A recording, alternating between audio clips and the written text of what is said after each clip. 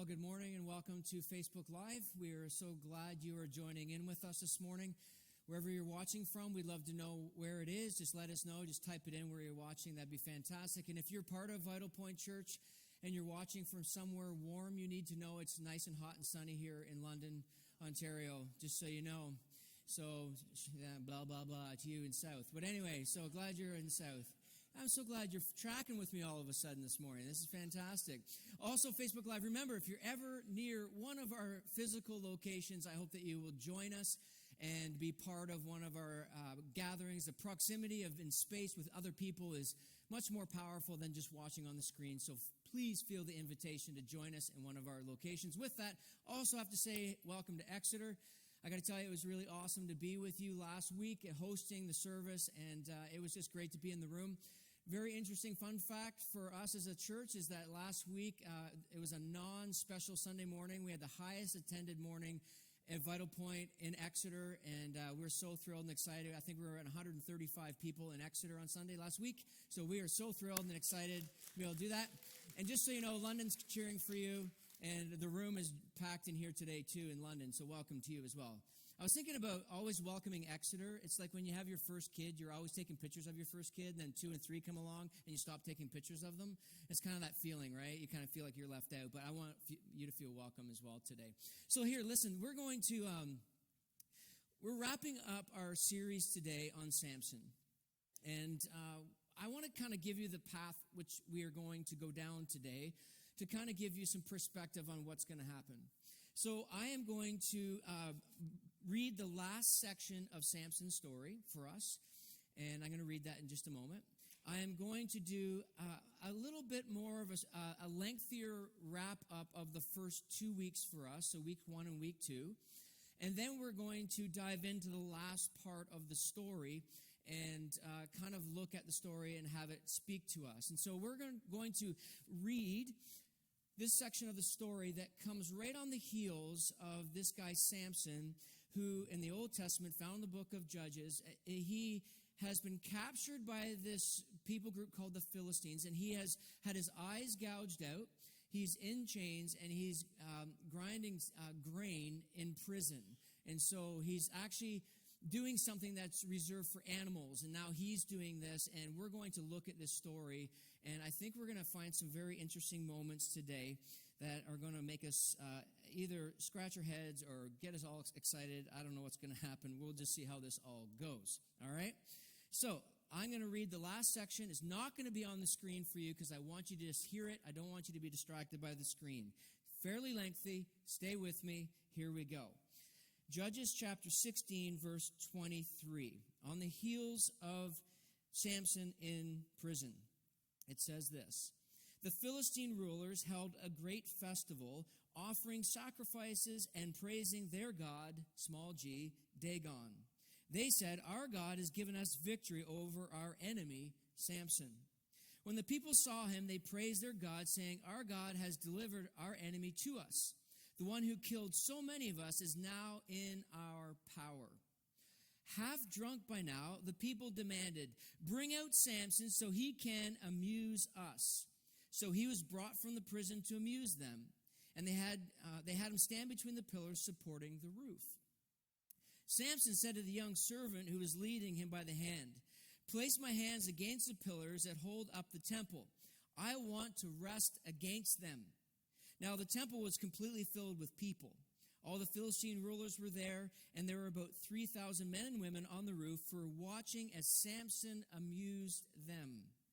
Then Samson prayed to the Lord, "Sovereign Lord, remember me again, O God. Please strengthen me just one more time. With one blow, let me pay back the Philistines for the loss of my 2 eyes." Then Samson put his hands on the 2 center pillars that held up the temple. Pushing against them with both hands, he prayed, "Let me die with the Philistines." And the temple crashed down on the Philistine rulers and all the people. So he killed more people when he died than he had during his entire lifetime. Isn't that fun? All right, let me give you a recap. I want us all on the same page in order to come to the conclusion of our conversation.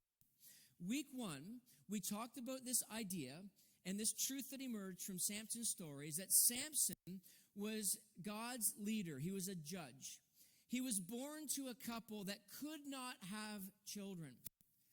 His mom one day was approached by an angel of the Lord, and the angel told his mom that she was going to become pregnant and that she was going to give birth to a son.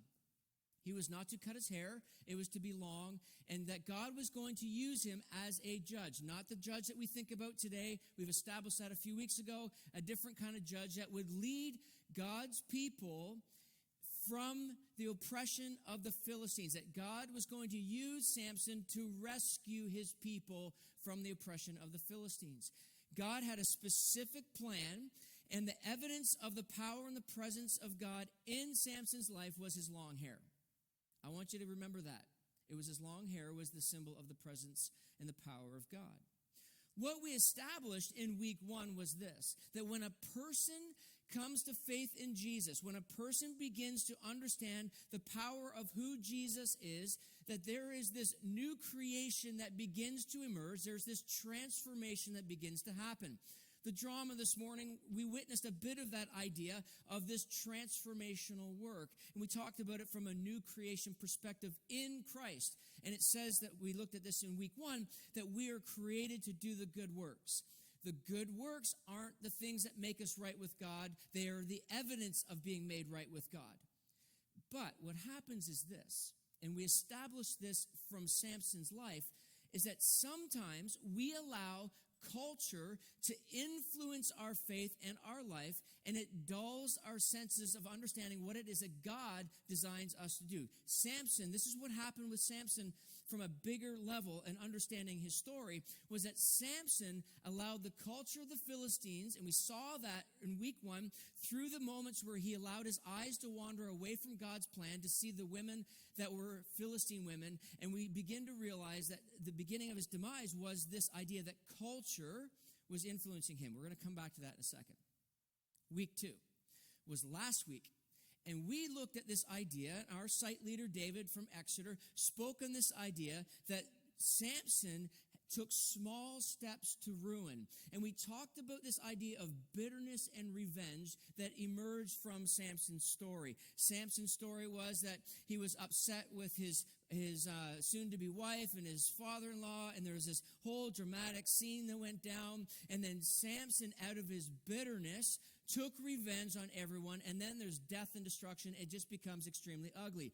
We don't believe for a moment that Samson woke up one day and said, I think I'm going to ruin my life. Nobody does that.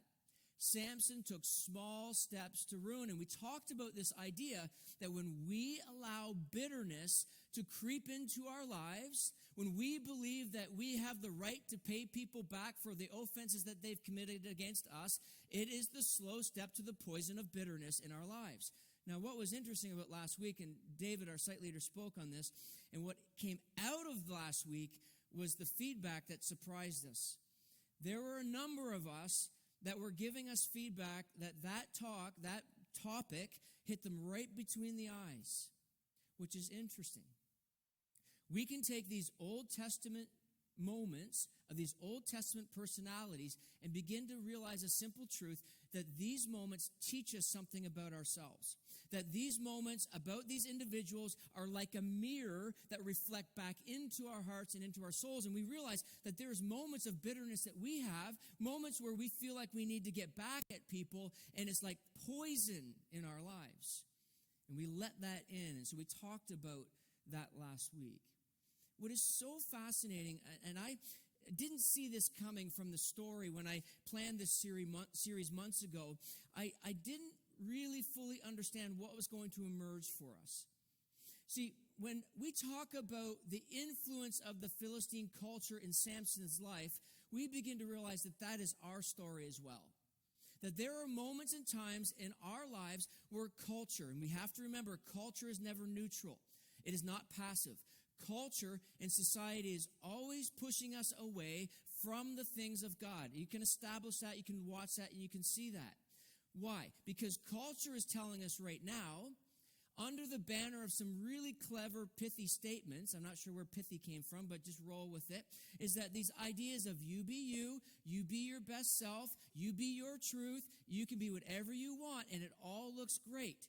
But it's teaching us something about ourselves is that we love to be on the throne of our own lives. And when we love to be on the throne of our own lives, that only brings us to a path of destruction. That brings us a path away from what God intends us to live out in our lives. Culture will always push us in that direction. Now, I know that's difficult for us to hear because we love those statements.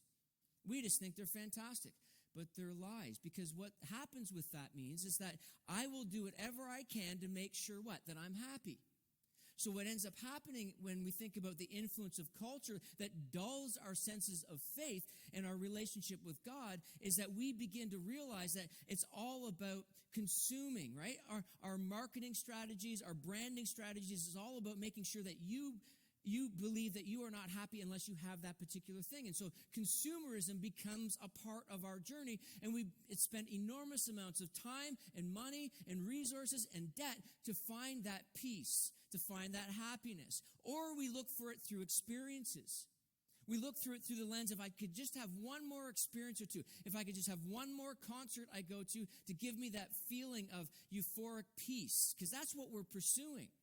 That's what we want in our lives. We want that euphoric peace. That's kind of the definition of secularism, is this idea that you can find peace apart from God. You don't need God on the throne of your life because you can self-realize your own euphoric peace that only God can offer. But we're led to believe that we can find it ourselves through our experiences and through consumerism and through all these aspects of what culture is doing. Culture is always going to form us into the things away from what God wants for us. Samson demonstrates that for us. I don't know about you, but I have never looked at Samson's story this way before. I've been transparent with you on this story. I mean, I remember Samson when I was in Sunday school as a kid on the flannel graph thing. That's just that board that you put little one-dimensional characters on. I remember these stories. I was never taught this like this before. And when I began studying this and realizing these things began to emerge to help us understand, to wake us up, to cause us to step back and look at our lives and go, oh my goodness, I have bought into some of the influence of the culture. See, here's the thing. Very rarely, and it does happen, does our faith kind of, so sometimes we allow the soft power, that's the word I was looking for, the soft power of our culture to dull our senses of faith. It's not bludgeoning us, it's actually causing us to just drift away. And that's what happened with Samson. Now, we have to jump into the story again. That's a bit of an overarching wrap-up. If you missed any of the talks, I encourage you to check those out on iTunes. Now, let's jump into the last part of this story and try to find some conclusion to the story that brings about some confusion for us. So Samson now finds himself in prison, unable to see, in chains, grinding grain, okay? It says in the story, in this moment for us, it captures for us, is that the Philistine people were worshiping their god, small g, god, Dagon. Now, you can do some Googling of this yourself. I did some commentary study on this, and really, really smart people kind of paint a picture of what Dagon is. Dagon is the god of grain and the god of fish. And so if you were to look up an image of this particular god that the Philistines worshipped, it's the upper part of the god was of human, and the bottom part was a fish. I guess you can call him a mermaid. I don't know, whatever. Do what you wish with that. What's interesting about this particular god of Dagon is that the Philistines, and we need to understand this in the historical ancient context, in this barbaric context, is that the Philistine people and their worship of their god Dagon were in complete opposition to God, big G God. And so what we see is the Philistines were in opposition. They were evil, wicked people. We have to keep that in mind when we read these stories. It's super confusing if you think they're just people from Lucan. It doesn't work like that, okay? All right? I've talked about this before, right? We love people from Lucan, right? We do. Or, Clandeboy or wherever. It's not like that, okay? Philistine people, actually, do you know the story of David and Goliath? Have you ever heard that story before? You may have heard that story before. Big G was a Philistine, right? He was in opposition to David and God's people. Matter of fact, the Philistines at one point captured the Ark of the Covenant of God's people. It's a really great story for bedtime. Read it, 1 Samuel chapter 5. It's a great story. They capture the Ark of the Covenant, which is a symbol of the presence of God for God's people. In it was this, in this gold-covered box is the Ten Commandments. There's a rod and there's some manna in there, and they capture this Ark of the Covenant and they take it and they place it in the temple of Dagon. You got to read the story tonight before you go to bed. It's awesome. And they put the Ark of the Covenant in with the temple of Dagon. And when they get up in the morning, this god Dagon is bowing down to the Ark of the Covenant. It's brilliant. You just can't make this up. And then they stand him up. And then the next morning they go back in and he's falling apart, broken in pieces. It's like so great. You can't make it up. You just can't. You just roll with the stories. So the Philistines, they are in opposition, okay? So what do? What do? They now are worshiping and praising their God because they believe that their God conquered Samson, their enemy. Okay? They're worshiping. They're having a party. They're hammered. They're having a great time. Then what do? They bring Samson into their presence for what? To amuse them. You have to understand what that means. That's war games. This is flaunting in the face of God's people their man Samson. This is like fighting words. This is not, this is interesting. He's entertaining them. No. This is war. This is serious business. So Monday, I'm studying, writing, reflecting on this. I'm like, what's the deal? Why is this captured for us? And I began to realize something about this. Samson's original plan was to rescue God's people from the oppression of the Philistines. Okay? Rescue them. Something you need to know about God of the Old Testament. He gets a bad rap sometimes. See, the God of the Old Testament, when you go track back to when God set a group of people aside through Abraham, the idea was to bless the earth, was to bless other people's groups. You need to know that God's bent or lean is towards compassion, is towards grace, is towards opportunities for people to turn from their ways to turn to him. You might know the story Jonah and the fish, the great fish, the fishy story. Sometimes we get distracted by the fact that Jonah got swallowed up by this fish and puked up on shore, but it was really about God showing grace to these people called the Ninevites. I want to think about this. When you see God move, when you see the power of God move in the Old Testament, it is so that that particular people group can see who he is and turn from their ways and turn to him. That might have been the original plan for the Philistines, that God was raising up Samson to rescue out of the Philistines. But now they're worshiping their god Dagon, and they're celebrating the fact that they've gouged out Samson's eyes and he's in chains and he's amusing them. And I had this thought. The thing that Samson was supposed to do was potentially turned upside down because he walked away from the plan of God. I want you to think about that for a moment. Think about it this way. We've been establishing the fact that when a person becomes a follower of Jesus, when a person responds to the grace and the forgiveness and the love of God through the person of Jesus Christ and the work of the Holy Spirit in their life, we've established the fact that we're created to do the good that God has planned for us in this new relationship, right? We've established a bit of that in week 1. What I began to realize is that when we move into the reality and the truth of the good that we are created to do, to be the salt and light of this world, that we are to live in a way that draws people to understand more of who God is through our words, through our actions, through our reactions. When we live this way as salt and light, that people can see a difference in us. There's this element of understanding that. There's a young woman in our church. She was texting me recently. I may have shared this story a few months ago. She was telling me about in her workplace, one of her friends texted her and said, what is different about you? And she was able to open up through texting to share her faith with this particular individual because there was something unique about her. You can actually look at this when you look at the Bible. You begin to realize in 2 Corinthians chapter 5, these few verses that it talks about us being ambassadors. I need to find a verse for you so I can read it for you. That we are the ambassadors of Jesus. Look at what it says in 2 Corinthians chapter 5, verses 19 and 20. It says, "For God was in Christ, reconciling the world to himself, no longer counting people's sins against them. And he gave us this wonderful message of reconciliation. So we are Christ's ambassadors. God is making his appeal through us. We speak for Christ when we plead, come back to God." So what I begin to realize in the story of Samson and it relates to us today is that there is a possibility that sometimes we pull off a Samson.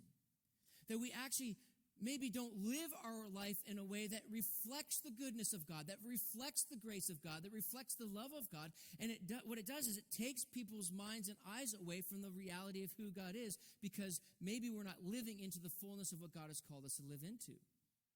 So instead of Samson living in a way that gave them an opportunity to turn from their evil ways, he now has given them an excuse to worship their god Dagon. I mean, so let me put it like this for you. Like if you were to, how do I put this? If you were to walk into your school, or if you were to walk into work tomorrow, or if you were to go to your place of recreation, and you were to announce to everybody, I don't suggest you do this, but if you were to announce to everybody that you are a follower of Jesus, just imagine it. Don't do that because I don't know how it would go. If you were to do that, would people look at you and go, "Oh yeah, we knew that"? Of course. We see it. We've watched your life. Or would they be shocked? Well, if you showed up to work tomorrow or school or recreational or whatever, waiting for this bus or whatever, and you said to people that you actually went to church today, would people go, "Oh yeah, we know that about you. We've watched you. We've seen your life"? Or would they go, "Oh, I didn't know that"? See, one of the things that's emerging for me when I understand the story of what God is doing in Samson and what he's trying to do in us is that there's a reality and a truth that we are called to this life of reflecting the goodness of God in the way in which we live, in the way in which we speak. Let me just put it out there. If you are, like, this is your church, Vital Point's your church, or I don't know how you got here. Someone invited you, you saw social media, or you saw the sign, or maybe you came from another church, or whatever. I want you to know something, that our church, Vital Point Church, the very reason it exists is not only to reflect the glory of God and to give honor and worship to God and the way we express and live out, but is also to be the ambassadors of the good news of Jesus. That we take this plan, this goodness that God has planned for us to do, to reflect that out into the places in which we live. Never was Vital Point designed to be a church that just is a nice group of a few that just love on each other. Although that's a nice part of it and that's a critical piece of it, it is also about the expansion. It's why we're in Exeter. It's why we're praying and seeking God for other rural settings, is to proclaim the good news of who Jesus is. See, this is such a beautiful piece of meaning and purpose and mission beyond just ourselves. There's a way in which we live that's questionable, we talk about sometimes. It's this questionable living that raises the awareness of God in our lives. So my fear is that sometimes we pull a Samson. We're like, we're not living any different. And I'm not saying weird. I'm just saying different in the sense of how we treat others, how we speak about others, how we deal with worry, how we deal with grief, how we deal with pain. There's another aspect of this that creates a higher calling for us. Like Samson was called to a higher calling to rescue God's people, but yet they're worshiping their god Dagon. Now, some of you are like, whoa, slow down. Because some of us, when you begin to hear that God wants to use you to make his appeal through you to others, you're automatically thinking something. There's not a chance in the world God would want to use me because I know my life story. Right? Some of us are like, Some of you are like, Ron, if you even knew what my past was like.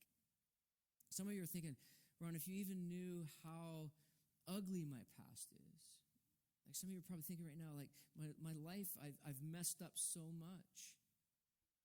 I've broken a marriage. I've destroyed my family. Some of you might be thinking, right now you're reflecting on the hidden parts of your ugliness where you're thinking that you don't even know that, like, Ron, you didn't know that I've even tried taking my life, or maybe you cut, or maybe there's elements of your story that are just unspeakable, and you're thinking there's not a chance that God could ever use me. I have these moments. Like, I'm not going to get totally transparent with you because I need appropriate levels of transparency, but there's pieces of my past that I would think, no. Like, one, I'll be transparent with you. I used an F word. I used that four-letter word that starts with F and followed with off to my Sunday school teacher when I was a kid. I thought that would be a little funnier than that was. Like, there's still hope for all of us. Like, seriously. My Sunday school teacher, Bethel Bible Church, downtown Toronto, I remember, I can see it, I can feel it. I used the F word followed by off, and it was like, I got my mouth washed out with soap, and they still did that those days. But I want to ask you a question.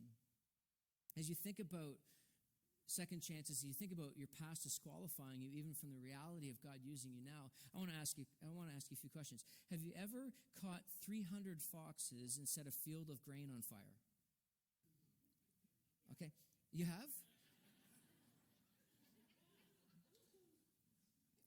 Security. Have you ever slaughtered 1,000 Philistines with the jawbone of an ass? Or donkey? For all of you nice Christian people. Have you ever killed your wedding party because you just were upset with them? I've been to a few weddings where some should have been. Was your family captured and their house burned down because you took revenge on those who were your enemies? So my guess is, other than the person in the front row who's collected 300 foxes, my guess is that no, you haven't. You haven't. Here's my other question for you. This is going to get good. At least I think it's going to get good. What was the symbol of Samson's power and presence of God? His hair, right? His hair. His hair was a demonstration of the presence and power of God. It's kind of like a wedding ring is a symbol of you've given your heart to somebody, or you've given your love to somebody. I want to read Judges chapter 16, verse 22. It says, "But before long, his hair began to grow back." Easy to miss. And if you miss it when you read the story, I don't blame you. Easy to miss. But before long, his hair began to grow back. As he walked around the grinding of the grain in chains, around and around and around, his hair began to grow back. As he was left in prison in his shame and his guilt and his grief, his hair began to grow back. As he thought about his Philistine wife who'd been killed by others and his father-in-law, his hair began to grow back. As he thought about how silly it was to catch 300 foxes and set grain on fire, his hair began to grow back. As he thought about 1,000 Philistines he killed with the jawbone of a donkey, his hair began to grow back. Say this with me. His hair began to grow back. This is a crumb left on the path of the story to help us realize this one simple truth, is that God was restoring Samson's strength. God was not done with Samson. And I have a feeling that for some of us today, that is the message we need to hear, is that your hair is growing back. And for me, that's a real positive thing. But anyway, you were thinking it. He says, listen, there's some of us here today, we're looking at our lives and we're going like, there's just no way. There's just no way. Like some of us are thinking, I'm surprised this building didn't cave in when I walked in. God is not done with you. that God still wants to use your story, your brokenness, your sin, your ugliness to shine his light through. Because that is God. He's not done with us. And I think for some of us, and I'm not done with the talk yet, but that's the message that some of us need to hear the most today, is that there is a God of grace, there's a God of mercy, and there's a God of forgiveness. That is always God's leaning in our lives. Samson's hair began to grow. Imagine what it would have been like for him. I was thinking about this morning. You know, he can't see anything. He's in chains, but he can have a sense that something's happening. He runs his hand through his head, and he's like, oh, man, it's coming back. It's coming back. So Samson gets brought into the presence of the Philistines' festival and worship of their god Dagon, right? And this is the moment where you're all wondering what I'm going to do with this moment. I know you are, because many of you have been asking this part of Samson's story and the strange part of God's power to bring destruction. But let me just read Judges 16:28. It says, Then Samson prayed to the Lord, Sovereign Lord, remember me again, O God. Please strengthen me just one more time. With one blow, let me pay back the Philistines for the loss of my 2 eyes.